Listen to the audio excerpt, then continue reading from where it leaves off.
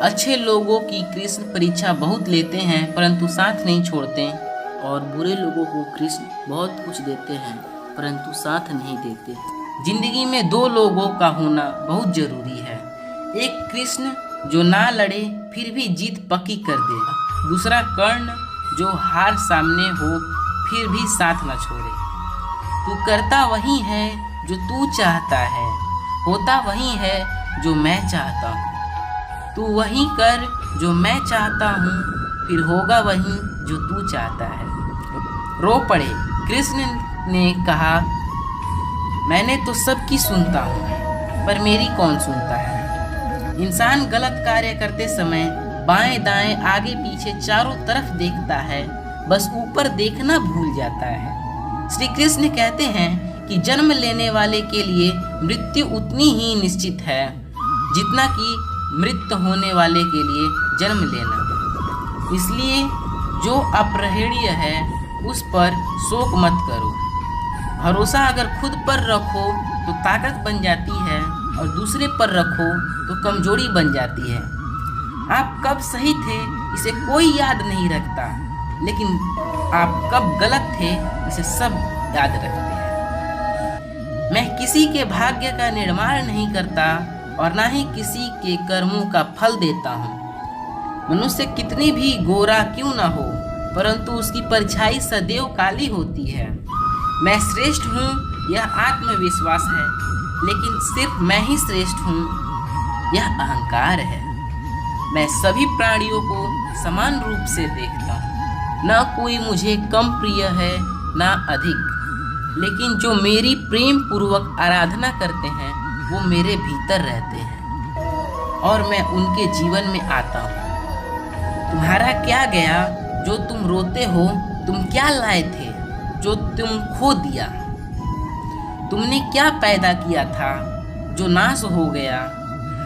न तुम कुछ लेकर आए, जो लिया यहीं से लिया, जो दिया यहीं पर दिया, जो लिया इसी ईश्वर से लिया, जो दिया इसी ईश्वर को दिया। यदि आप किसी के साथ मित्रता नहीं कर सकते तो उसके साथ शत्रुता भी नहीं करना चाहिए। जो हुआ वह अच्छा हुआ, जो हो रहा है वह अच्छा हो रहा है, जो होगा वह भी अच्छा होगा। तुम भूत और पश्चाताप न करो, भविष्य की चिंता न करो, वर्तमान चल रहा है। राधा ने श्री कृष्ण से पूछा, प्यार का सही मतलब क्या होता है। श्री कृष्ण ने हंसकर कहा, जहाँ मतलब होता है वहाँ प्यार ही कहाँ होता है। मेरे भी कई जन्म हो चुके हैं, तुम्हारे भी कई जन्म हो चुके हैं। ना तो यह मेरा आखिरी जन्म है और ना ही तुम्हारा आखिरी जन्म है। प्रेम एक ऐसा अनुभव है जो मनुष्य को कभी परास्त नहीं करता, और घृणा एक ऐसा अनुभव है जो मनुष्य को कभी जीतने नहीं देता। श्री कृष्ण कहते हैं, जिस व्यक्ति को आपकी कद्र नहीं उसके साथ खड़े रहने से अच्छा है आप अकेले रहें। परिवर्तन इस संसार का नियम है।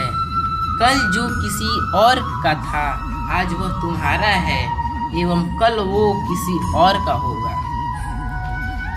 प्यार और तकदीर कभी साथ नहीं चलते, क्योंकि जो तकदीर में होता है उनसे कभी प्यार नहीं होता है, और जिससे हमें प्यार हो जाता है वह तकदीर में नहीं होता। श्री कृष्ण कहते हैं, मनुष्य को जीवन में श्रेष्ठ बनने का प्रयास अवश्य करना चाहिए, परंतु जीवन में हमेशा उत्तम ही रहना चाहिए। हर कीमती चीज को उठाने के लिए झुकना पड़ता है। माँ और पिता का आशीर्वाद भी इनमें से एक है। अगर व्यक्ति शिक्षा से पहले संस्कार, व्यापार से पहले व्यवहार और भगवान से पहले माता पिता को पहचान ले तो जिंदगी में कोई भी कठिनाई नहीं आएगी। स्वार्थ से रिश्ते बनाने की कितनी भी कोशिश करें वो कभी नहीं बनते, और प्रेम से बने रिश्ते को कितना भी तोड़ने की कोशिश करें वो कभी नहीं टूटते। हर किसी के अंदर अपनी ताकत और अपनी कमजोरी होती है। मछली जंगल में दौड़ नहीं सकती और शेर पानी में राजा नहीं बन सकता, इसलिए अहमियत सभी को देनी चाहिए। श्री कृष्ण कहते हैं, एक बार माफ़ करके अच्छे बन जाओ, पर दोबारा उसी इंसान पर भरोसा करके बेवकूफ़ कभी मत बनना। कभी भी स्वयं पर घमंड मत करना, पत्थर भी भारी होकर पानी में अपना वजूद खो देता है। हद से ज़्यादा सीधा साधा होना भी ठीक नहीं है, क्योंकि जंगल में सबसे पहले सीधे पेड़ों को ही काटा जाता है। अच्छे किस्मत के लोग थोड़ा भी बुरा होने पर भगवान को कोसते हैं, और बुरी किस्मत के लोग थोड़ा भी अच्छा होने पर भगवान का स्मरण और धन्यवाद करते हैं। बुरे कर्म करने नहीं पड़ते, हो जाते हैं, और अच्छे कर्म होते नहीं, करने पड़ते हैं। कृष्ण कहते हैं, अहंकार करने पर इंसान की प्रतिष्ठा, वंश, वैभव तीनों ही चले जाते हैं। जिंदगी के इस रण में खुद ही कृष्ण और खुद ही अर्जुन बनना पड़ता है। रोज अपने ही सारथी बनकर जीवन की महाभारत को लड़ना पड़ता है। क्या सदा मौन रहना उचित है? नहीं, इतिहास साक्षी है। संसार में अधिक विपदाएं इसलिए आई क्योंकि समय पढ़ने पर मनुष्य उसका विरोध नहीं कर पाया।